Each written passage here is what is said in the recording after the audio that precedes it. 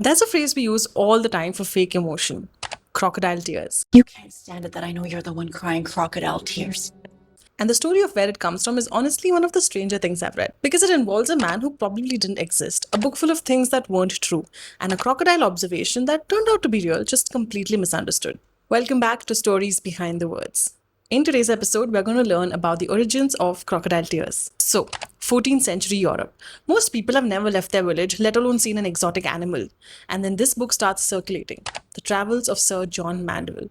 Essentially, a travelogue about a knight who's describing his journeys through Egypt, India, China. Extraordinary places, extraordinary things. People read it, people believed it.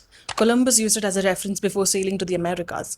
Leonardo da Vinci is said to have read it as well. But here's the thing though: Sir John Mandeville almost certainly never existed. The author was likely a Benedictine monk in France who had probably never left Europe.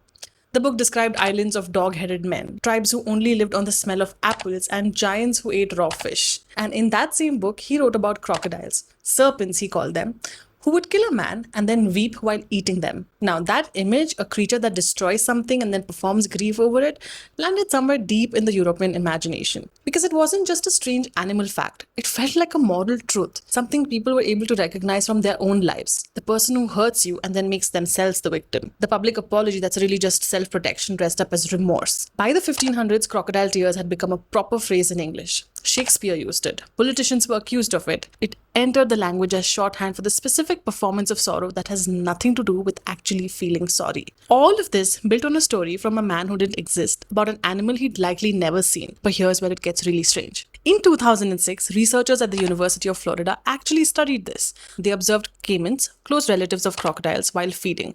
5 out of 7 of them produced visible fluid from their eyes.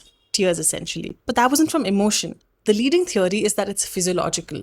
The hissing and pressure from eating forces fluid through the sinuses and into the tear glands. It might also be simple lubrication, their eyes drying out from the time spent on land. So of course they're not sad, they're not performing. They're just eating and their eyes happen to water when they do. The medieval myth got the observation right but the meaning completely wrong. And the phrase that came from that mistake has been describing human behavior accurately for the last 500 years.